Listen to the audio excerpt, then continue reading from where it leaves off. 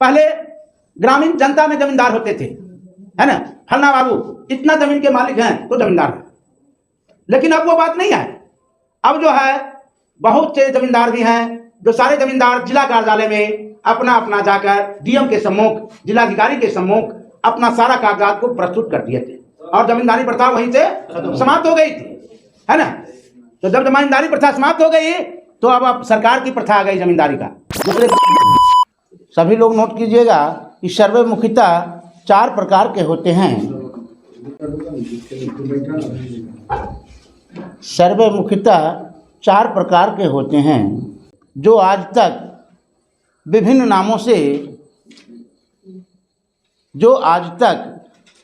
नामों से जाना जा रहा है।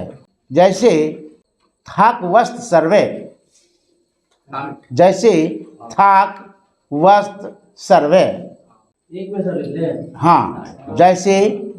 थाक वस्त्र सर्वे। दूसरा में लिखना है रेवेन्यू सर्वे। तीसरा में लिखना है कैडेस्ट्रल सर्वे, और अगला है रिविजनल सर्वे। अभी जो चल रहा है वह उसका नाम है रिविजनल सर्वे, जिसको लोग रिवीजन सर्वे भी कहते हैं, है ना। लोग रिवीजन सर्वे भी कहते हैं क्योंकि ये चारों सर्वे जो है सो अनेक समय में किया गया है। एक समय में यह चारों सर्वे नहीं किया गया था, क्योंकि जब यहाँ सर्वे का कार्यक्रम को मुगल शासन के समय में प्रारंभ हुआ था तो उस समय जो है यहाँ किसानों के पास कोई चीज़ संपत्तियाँ अपनी नहीं थी, वह सब जमींदारों की संपत्तियाँ थी। जमींदार ने यहाँ पर सोचा कि भाई किसानों को किस तरह से, क्योंकि इतनी जनसंख्या पहले नहीं था, जनसंख्या में कमी थी, और ये जो सब भूभाग देख रहे हैं तो जंगल और पहाड़ के रूप में पड़ा हुआ था। कुछ उपजाऊ भी जगह थे जिसको कि किसान भाई हमारे जो बहुत कम मात्रा में थे तो उसको उतना उपजाऊ करने के लिए तैयार नहीं थे। कारण उस समय जो है पहला चरणों में मात्र इसको साल भर किसानों को जोतने के लिए दिया जाता था, साल से 2 साल, इससे अधिक वर्ष के लिए उसको मुहैया नहीं की जाती थी। तो कोई भी किसान अगर है तो साल से 2 साल अगर किसी को ज़मीन दिया जाएगा तो वो क्या मुहैया करेगा, खेती करेगा बढ़िया ढंग से? वो तो नहीं करेगा। वो तो सोचेगा कि जो आ गया हमारे पास वह लेकर के काम खत्म करो, है ना। तो इसलिए कोई मेहनत नहीं करता था, तो उसी को रिवीजन सर्वे कर दिया। रेवेन्यू जिसमें आया है उसको पुनः दोहरा दिया। उस समय भी कुछ कार्य नहीं हो सका, क्योंकि थाक बाय थाक को ही रेवेन्यू कर दिया, तो उसमें भी कोई काम सरकार की नहीं हो सकी। तो चलिए थाक बस सर्वे का वर्णन किया जाए। थाक बस सर्वे 1760 ईस्वी में प्रारंभ की गई थी, जो उस समय मोटा मोटी तौर पर कोई पैमाना निश्चित नहीं किया गया था। थाक बाय थाक जमीनों को या भूभागों को लाठी बांस के द्वारा पैमाइश करके किसानों को खेती करने के लिए 1 वर्ष या 2 वर्ष के लिए दे दिया गया था। लेकिन किसान उस पर अधिक जमीनों को उपजाऊ नहीं बना सके, क्योंकि किसानों को यह डर सताता था कि आज यह ज़मीन हमारे पास है, कल दूसरे के पास चला जाएगा, इसलिए उसमें विकास नहीं करते थे, इसलिए उपजाऊ नहीं बनाते थे। हाँ, थाक बस सर्वे बहुत पुराना है, मुगल शासकों के काल में किया गया था, क्योंकि अंग्रेजी शासन काल में वह प्रारंभ हुई थी, लेकिन उन्होंने कुछ करा नहीं सका, उनके समय में कुछ नहीं हो सका विशेष। लेकिन उसके बाद क्या कहे, उसके बाद जो है सो फिर रेवेन्यू उसको दोहरा दिया गया। पैमाना उस समय वो निर्माण किया था जो 4 इंच का पैमाना बनाने का प्रयास किया था, है ना। तो 4 इंच का पैमाना जब बनाने का प्रयास किया तो वो अभी सक्सेसफुल नहीं हुआ, जो आज तक कहीं कोई कागजातों में दर्ज नहीं है ना। लेकिन पैमाना का वो अभी निर्माण करने का प्रयास किए थे। उसके बाद जब हमारे शासनकाल में कुछ अंग्रेज लोग ने सोचा कि अब जमीनों को इस तरह से काम किया जाए जो कि कुछ सब पैमाने पर इसको निर्धारित किया जाए, तो वह पैमाना का निर्धारण किए, लेकिन उस समय उनके पास सारे औजार की व्यवस्था नहीं थी। तो शेरशाह का दरबार लगता था, शेरशाह का शासनकाल था। तो शेरशाह के शासनकाल में तोडरमाल नाम का एक व्यक्ति था जो उनके महामंत्री थे, जो दरबार के दरबारी भी कहे जाते थे। तो उन्होंने सोचा कि भाई किस तरह से हम यहाँ का काम करें जो कि यहाँ का कुछ पैमाना निर्धारित हो जाए, है ना, कुछ पैमाना निर्धारित हो जाए। तो उन्होंने सोचा कि भाई कैसे कार्यक्रम होगा, ये कार्यक्रम को कुछ विकास किया जाए। तो विकास करने का प्रोग्राम सोचा गया। तब तक धीरे धीरे जमाना जो है 100 साल बीत चुका है ना, 100 साल बीत गया। तो 100 साल बीत गया तो जनसंख्या हमारा कुछ ना धीरे धीरे बढ़ गया। 2 साल बीत गया, दूसरा साल में जाकर के 200 साल के बाद जो है तो सारा पैमाना का निर्माण हो गया, जो 1860 में जो है पैमाना का निर्धारण किया गया था। लेकिन वह सर्वे नहीं करा सके, वह भी सर्वे नहीं करा सके। तो हुआ भाई, आपको जो देख रहे हैं बनारस, इलाहाबाद का नाम सुने होंगे। इलाहाबाद में विश्वविख्यात कोई प्रोफेसर थे जो गंटर साहब के नाम से जाने जाते थे, है ना, जो आज भी उनके नाम से जरीब का निर्माण किया गया है, जो आज भी पूरे हमारे भारतवर्ष में वह जरीब संचालन किया जा रहा है, गंटर जरीब के नाम से। लेकिन जरीब भी हमारे पास 5 प्रकार के तैयार हुए थे। जो शासनकाल में आए थे अंग्रेजी शासन, मुगल एवं और लोग, तो वो लोग जमींदार अपने अपने नाम से जंजीर को बनवाए थे, जो वह जरीब आज तक कहीं विकास नहीं कर सका, अपने क्षेत्र में भी वह विकास नहीं कर सका, बना और वह सिमट कर रखा रह गया।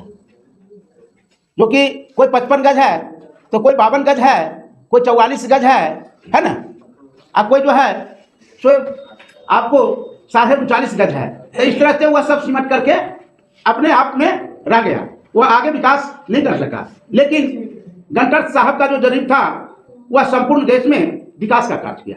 इन्होंने 7 प्रकार के पैमाइश का निर्माण किया, जो जरीब को 1-1 इंच में माप करके, जो देख रहे हैं आपके पास जरीब अभी है, तो एक कड़ी का मान जो होता है वह 7.92 इंच का होता है। एक कड़ी का मान 7.92 इंच, यह आपको हम पहले लिखा चुके हैं, है ना, यह जो है सेंटेंस हम पहले लिखा चुके हैं। 7.92 इंच, 92 इंच। तो आगे हम लोगों का कार्यक्रम है कि पहला तो जरीब का निर्माण किए थे गंटर साहब, जो 792 इंच का जरीब तैयार हुआ था। वह 5 वर्षों में तैयार किया गया था, 1 वर्ष में लोहार नहीं तैयार किया, है ना, वह 5 वर्षों में तैयार किया था। बनाता था, फिर उसको पैमाइश किया जाता था, तो फिर कुछ ना कुछ त्रुटि के कारण जिसको कैंसिल कर दिया जाता था।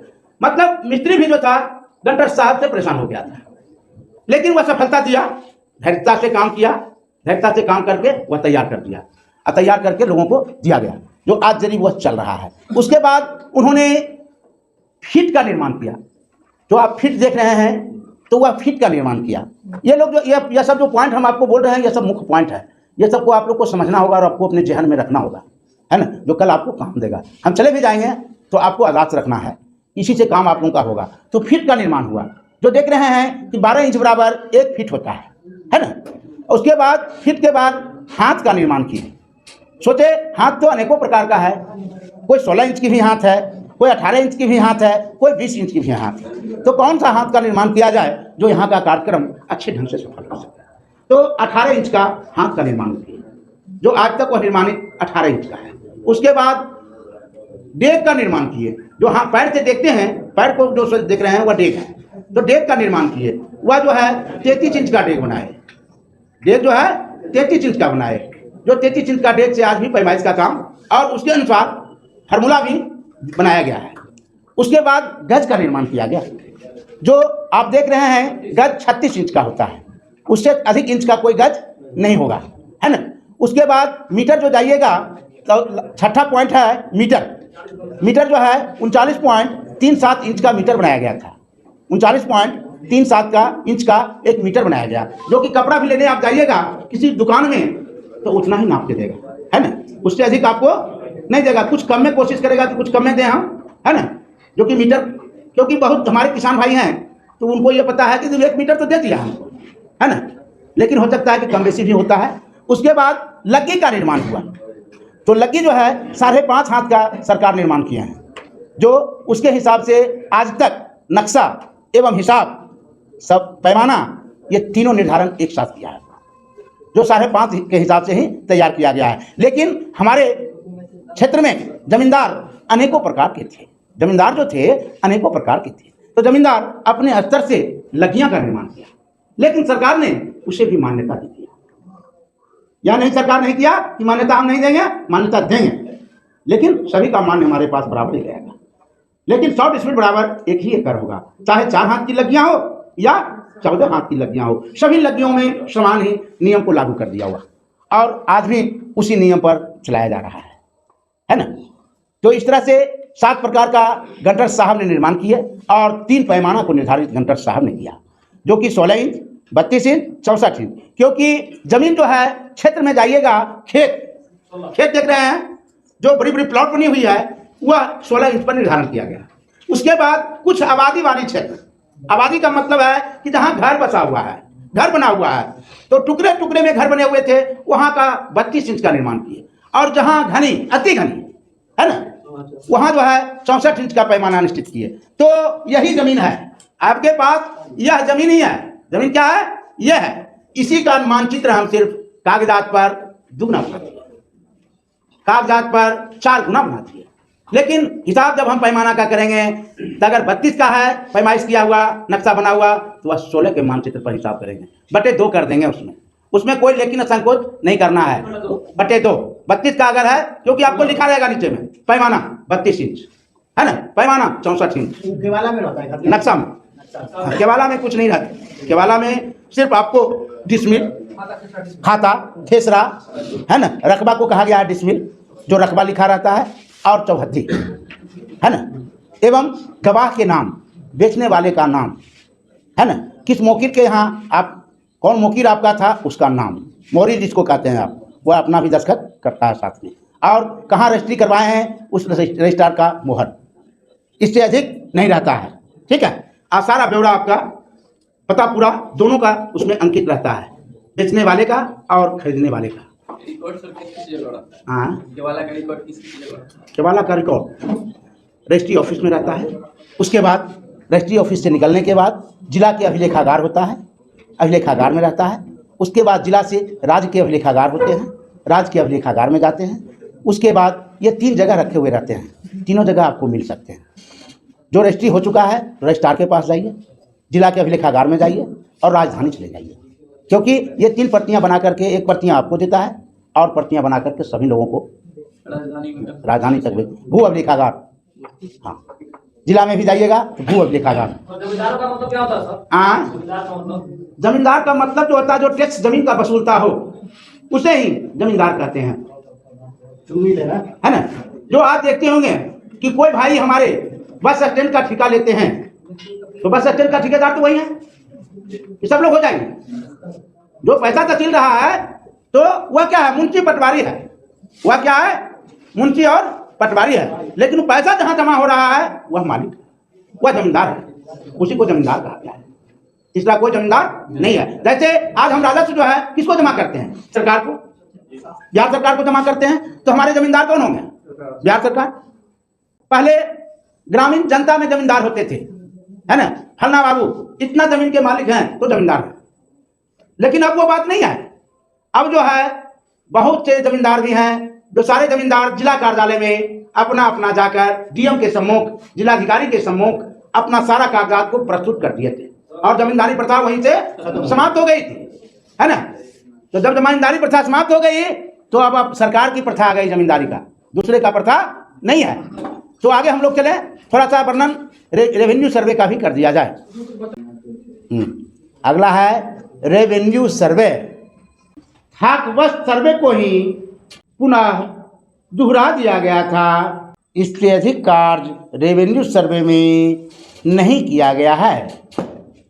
तो क्या किया गया? उसको पुनः दोहरा दिया गया, और जैसे ही था किसका?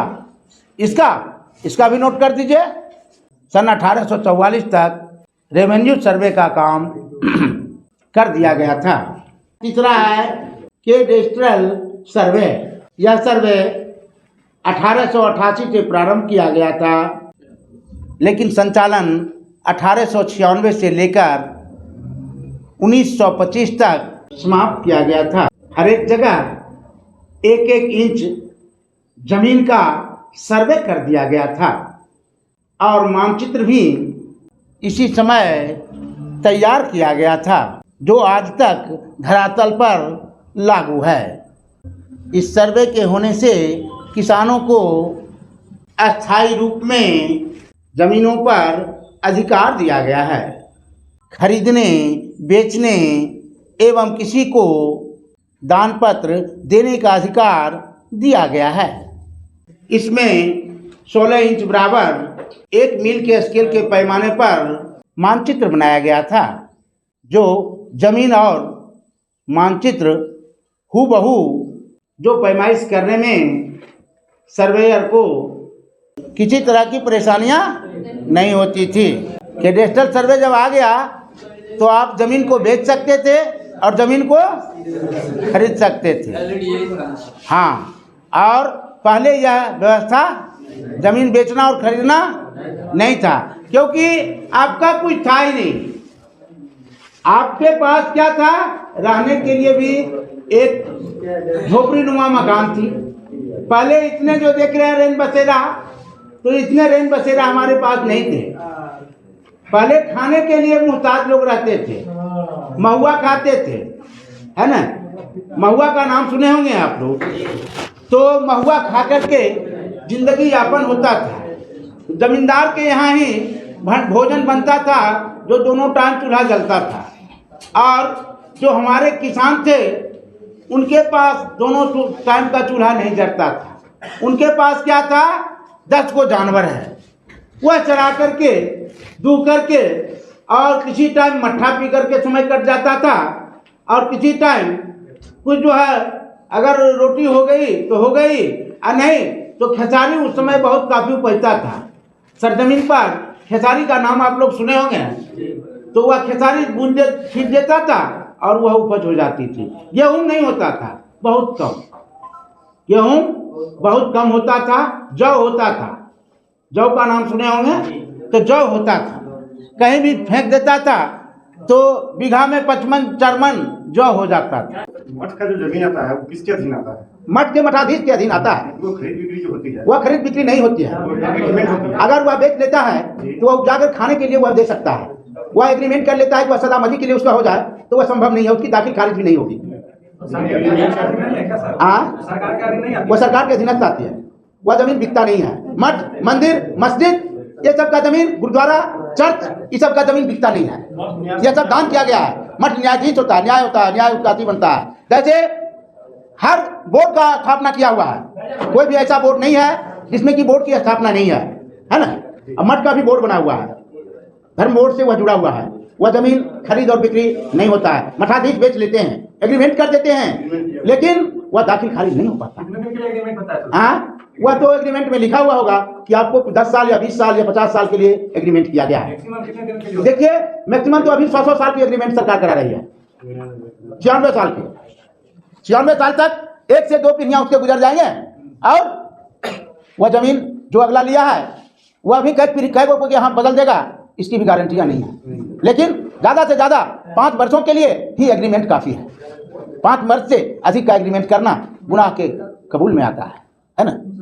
वह जो है परेशानियां का सामना करना पड़ता है। लेकिन एग्रीमेंट पेपर होती है ना? उसको आप बेच नहीं सकते हैं। वह एग्रीमेंट जो कराए हैं तो चाहिएगा कि हम बेच लें इसको, तो वह संभव नहीं है। लेकिन किसानों की ज़मीन को अगर एग्रीमेंट कराए हैं तो वह बेचने के लिए एग्रीमेंट कराए हैं। वह क्या किया है? बेचने के लिए एग्रीमेंट कराए हैं। आपसे हम ज़मीन ले लिए हैं, इतना पैसा में, इतना दिन में आपको हम पैसा दे देंगे, और इस बीच में अगर ज़मीन घिसक जाता है तो हम घिसका करके आपको पैसा वह जमा कर दिए और उसको केवाला करवा दिए, है ना? वह होता है किसका? किसानों की ज़मीन का। और मठों के ज़मीन का, मस्जिदों के ज़मीन का, गुरुद्वारा के ज़मीन का, चर्च के ज़मीन का, या मठाधीश, ये इसके जितने भी मुख्य रूप से कार्यकर्ता मुख्य होते हैं, अध्यक्ष जो होते हैं, उनके अधीनस्थ यह ज़मीन रहती है। उनके अध्यक्ष ही उसको फेरबदल कर सकता है। लेकिन सरकार के घर में फेरबदल नहीं होती है, क्योंकि एक बार जो बिहार सरकार के नाम से, राज्यपाल के नाम से लिखा जाता है, वह दोबारा फिर कहीं बिहार राज्य में नहीं होगा ऐसा कार्यक्रम। दूसरा कार्यक्रम फिर राज्यपाल के पास नहीं लिखा जाएगा, है ना? सरकार को सम्मान लेने उसको कितनी हवाई अड्डा या कुछ बनाना हो, हाँ तो मठ से क्या करता है उसका जमीन के मठ से मिल करके मठाधीश को एवं मठ के बोर्ड से मिल करके उतनी जमीन सरकार अपने नाम से एक्वायर कराती है ना। किस चीज़ के लिए? तो स्कूल बनाने के लिए, क्या करने के लिए? रेलवे लाइन बिछाने के लिए, रोड बिछाने के लिए, सबकी बोर्ड बनी हुई है। सब बोर्ड में एग्रीमेंट किया जाता है और एग्रीमेंट करके, क्योंकि अधिकार जो है उससे छीन लिया जाता है।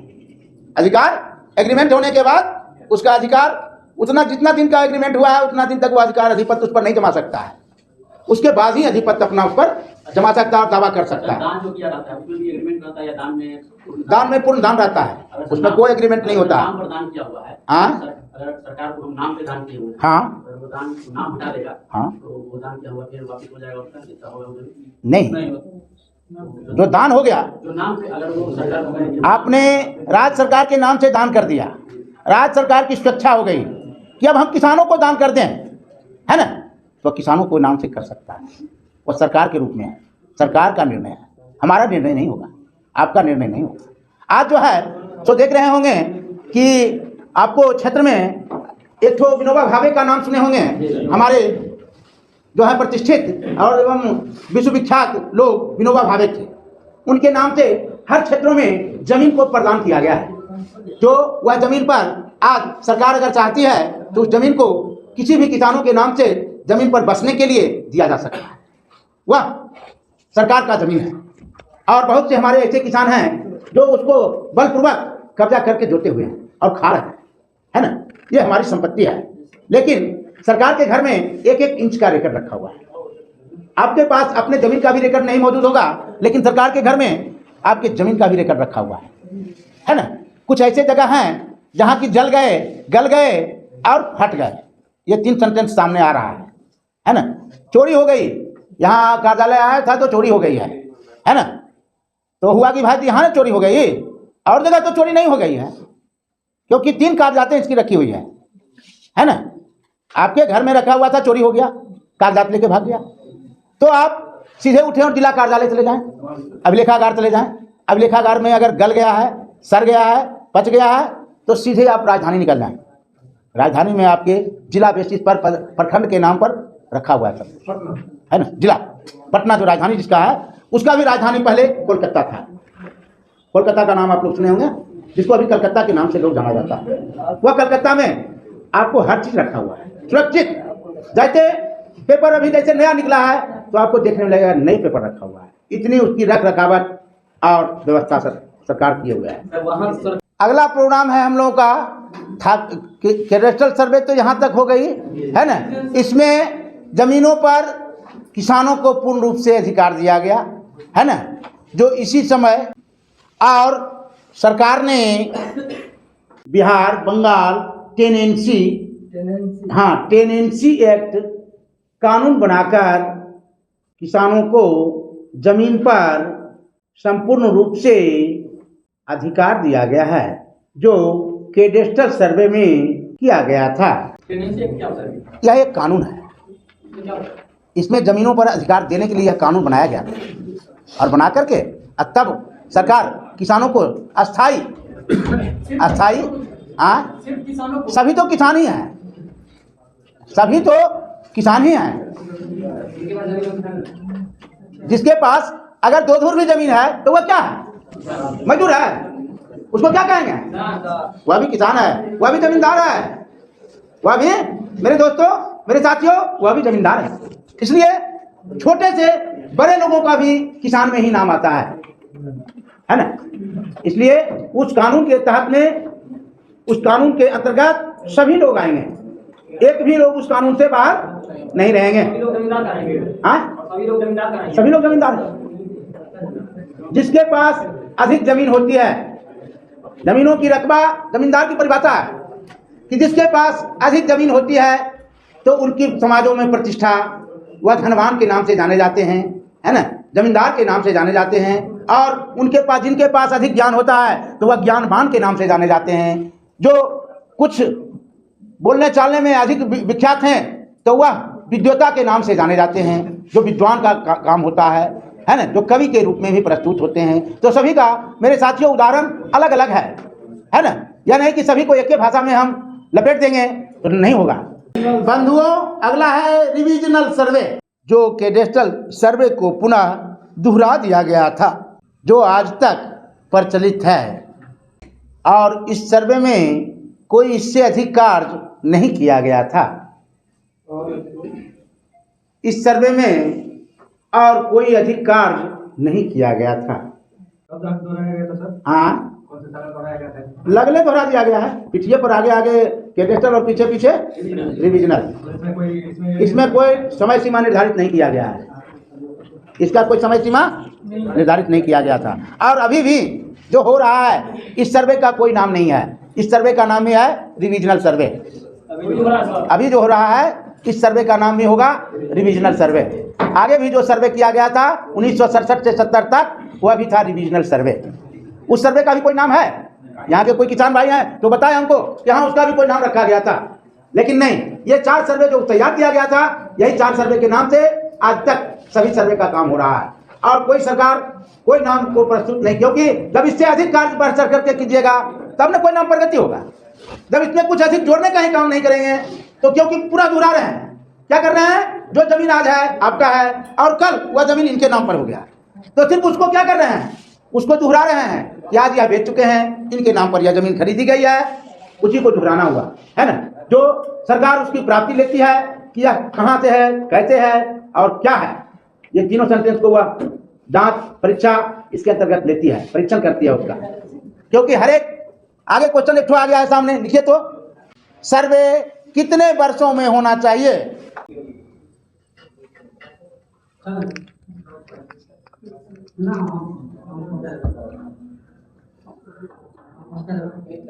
आगे जो है क्या बोल रहे थे, बोलिए अब। आंसर इसका है, आंसर में लिखिए सर्वे हर एक 20 वर्ष से 30 वर्ष के अंतर्गत होना चाहिए, क्योंकि जमीन का आकार, प्रकार एवं किसानों का नाम में परिवर्तन होते रहता है, जिसके कारण सर्वे हर एक 20 से 30 वर्ष के अंतर्गत सर्वे होना चाहिए।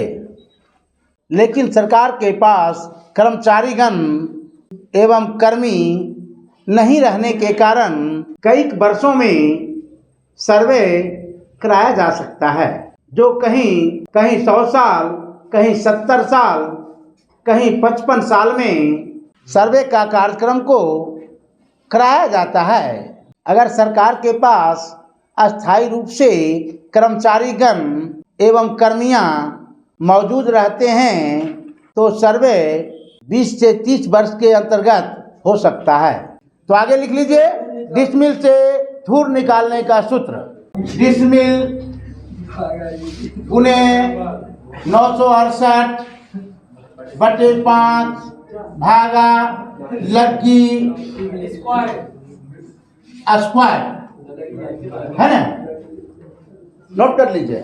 चाहे जितने भी हाथ की लग्गियां हो, सभी से धूर इसी सूत्रों के अनुसार निकाला जाएगा।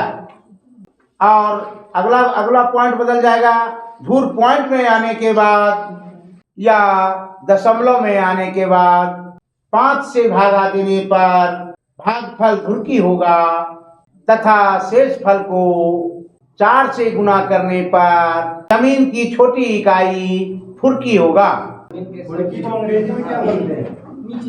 अंग्रेजी में तो उसका फुर्किया लोग बोलते हैं, ऐसे कलमा तोला अधेला के नाम से, छलांग के नाम से जाने जाते हैं देसी भाषा में, है ना।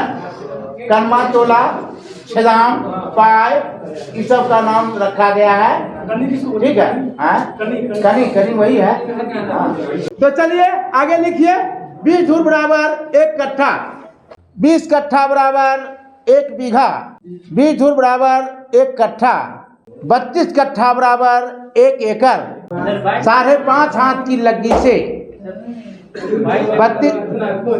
32 कट्ठा बराबर 1 एकड़, 5.5 हाथ की लग्गी से, जो सरकार के द्वारा मान्यता प्राप्त लग्गी है। लेकिन 6.5 हाथ की लग्गी से 22 कट्ठा 18 धूर, उसके बाद 4 धुरकी और 8 फुरकी।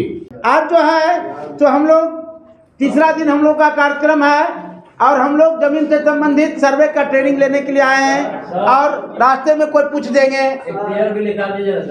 हाँ, तो लिख लीजिए 250 डिसमिल बराबर 1 हेक्टेयर। हाँ, आगे हम लिखा चुके थे, लेकिन अगर जो छूटे हुए हैं तो वह लिख लीजिए 250 डिसमिल बराबर 1 हेक्टेयर।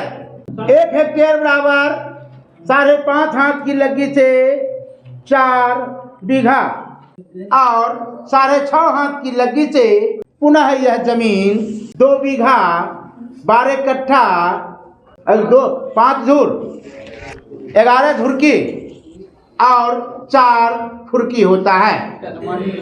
हाँ? आगे है एक क्वेश्चन आ गया हमारे सामने कि एक किसान के पास एक आयताकार प्लॉट है। पहले आप लोग सुन लीजिएगा, है ना, इस तरह का प्लॉट है।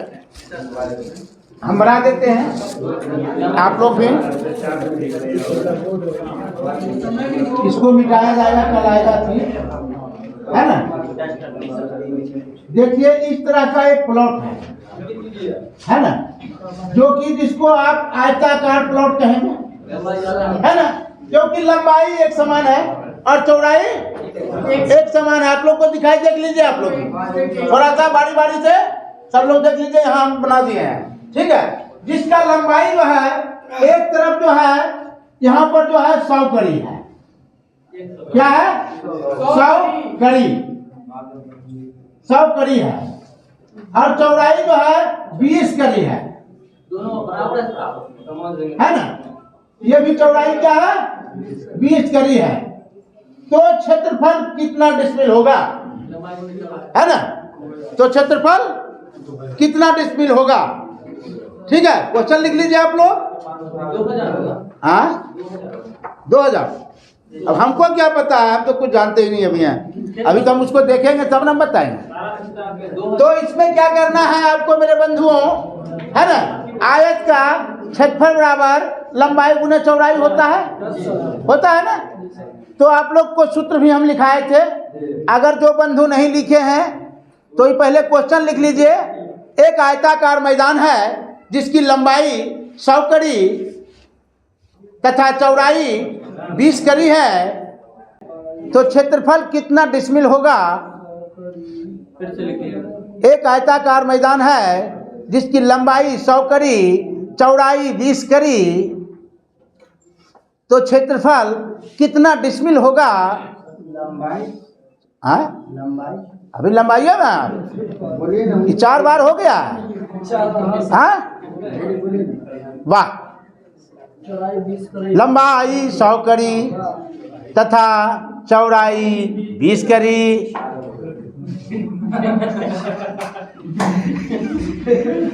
तो क्षेत्रफल कितना डिसमिल होगा। हाँ, तो क्षेत्रफल अब यहाँ मांग रहा है, तो क्षेत्रफल क्या होगा, कितना डिसमिल होगा। 6.5 हाथ की लग्गी से, आगे भी क्वेश्चन है उसमें, आप लोग नोट कीजिए, कितना डिसमिल होगा। सभी लोग नोट कर रहे हैं कि आप बैठे हुए हैं। हाँ, बैठे रहिएगा तो फिर छूट जाइएगा, बैठे बैठे गाड़ी छूट जाएगी और गाड़ी आगे स्टेशन से बढ़ जाएगा, फिर कहिएगा हम नहीं समझ सके थे, है ना। तो कितना डिसमिल होगा तथा 6.5 हाथ की लग्गी से बीघा कट्ठा धूर में ज्ञात करें। 6.5 हाथ की लग्गी से बीघा कट्ठा धूर में ज्ञात करें। 6.5 हाथ की लग्गी से बीघा कट्ठा धूर में ज्ञात करें। और इसका आंसर आप लोग हल कीजिए, है ना। 5 मिनट समय आप लोगों के पास दिया जा रहा है, इसको हल करें सभी साथियों। तो आयत का क्षेत्रफल बराबर लंबाई गुने चौड़ाई 2 डिसमिल। चलिए ठीक है, वो तो ठीक है। आगे क्या होगा, कट्ठा धूर निकालिए उसका, सब निकल जाएगा, इसलिए तो आप निकलवा रहे हैं धीरे धीरे। क्योंकि कोई पूछ बैठेगा तो आप क्या जवाब दीजिएगा? कहिएगा मास्टर साहब तो अभी नहीं पढ़ाए हैं। तो इसलिए आज हमको पढ़ाना जरूरी है ना। आयत का क्षेत्रफल और लंबाई गुने चौड़ाई, तो 100 गुने 20 बराबर 2000। 100 गुने 20 बराबर 2000। नहीं समझे? इसमें कुछ है मास्टर साहब? कुछ नहीं है, नॉर्मल है। अब देखिए 100 गुने 20 बराबर 2000 वर्ग करीब, है ना। अब कह रहा है 1 डिसमिल बराबर 1000 वर्ग करीब, है ना। एक डिसमिल बराबर 1000 वर्ग करीब। उसके बाद 2000 बटे 1000 बराबर 2 डिसमिल, है ना। यही हो गया। हाँ, अब कह रहा है धूर बराबर डिसमिल गुने 968 बटे 5 भागा लगी स्क्वायर। लगी है 6.5, 6.1/2 स्क्वायर, ठीक है। हाँ, क्या करें ग्रुप में? वो तो डालेंगे ग्रुप में। तो कोई लोग छूटे हुए भी हैं ग्रुप से, तो जो लोग छूटे हुए हैं इस स्कैनर में जुट जाइए आप। 9.16 दूर। अब हम तो देखेंगे तभी हम कहेंगे, हम ऐसे कैसे कहेंगे। उसके बाद है कि अब डिसमिल है आपके पास 2 गुने 968 बटे 5 भागा 6 गुना 12 13/2 गुने 13/2 बराबर 169/4, ठीक है। ये हो जाएगा।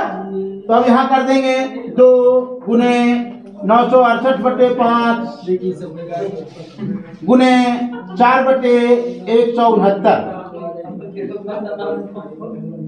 हो जाएगा। अब यहाँ पर आ जाते हैं 2 गुने 968 बटे 4 को गुना कीजिए। क्या क्या हुआ है सर? सिंबल नहीं है, सब समझ में नहीं आता। क्या क्या समझ में नहीं आ रहा? बोलिए। 6.5 हाथ की लगी है, 6.5 हाथ है। 6.1/2 समझ में आता है कि नहीं आता? तो जब पूर्णांक जोड़ देंगे तो 6 गुना 12 13 हो जाएगा कि नहीं होगा? और 2 गुना 4 हो जाएगा, क्योंकि स्क्वायर क्या है? नीचे है।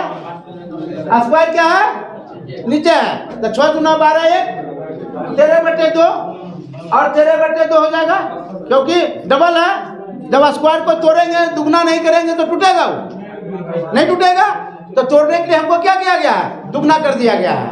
तो 13 गुने 13 बराबर 169/4, है ना। उसको हम क्या किए हैं? 2 गुने 968 बटे 5 गुने 4/169, क्योंकि यह प्रक्रिया जो होती है तो बदल जाती है। भागफल जो है वह गुणनखंड में बदल जाती है और बदल जाएगा। पहले क्या करी, तब करी भागा, तब करी गुना जोड़ घटावा, है ना। तो इसको हटना नहीं है, इसको समझना है। आपको भी बताना पड़ेगा इस तरह से। अगर नहीं बताइएगा तो आप अमीन साहब वहाँ पर कहिएगा कि हम रजिस्टर को कलट रहे हैं, जरा सा देख लेते हैं रजिस्टर को। तो रजिस्टर से काम चलने वाला अमीन साहब नहीं है। आपके दिमाग में ये टंच होना चाहिए हर हमेशा, क्योंकि अभी तो मात्र एक हिसाब हम पहली पर चले हैं। धरातल पर पहली हिसाब हमारी है, और या ऐसे ऐसे हिसाब हमारे आपके पास कॉपियों में 100 हिसाब बनेंगे, और अनेकों प्रकार के हिसाब को हम वर्णन करना है आपको।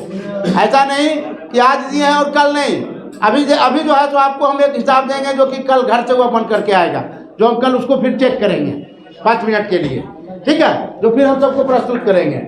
तो 2 गुने 968 गुने 4 कितना हो जाएगा? हाँ, 7744। और उसके बाद 5 गुने 169 जी सर। कि कितना हो गया 845 बराबर देखिए कितना दूर आ गया 9.16 नहीं तो 2 अंक लेना है 16 धूर है ना।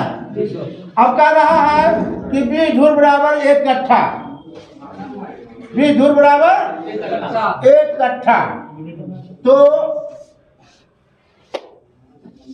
1 कट्ठा हो गया तो 9/9/20 बराबर 0 कट्ठा है ना 9 धूर और 16/5 क्योंकि दशमलव के बाद 16 है यहाँ दशमलव है उसके बाद 16 है 16/5 बराबर 3 घुरकी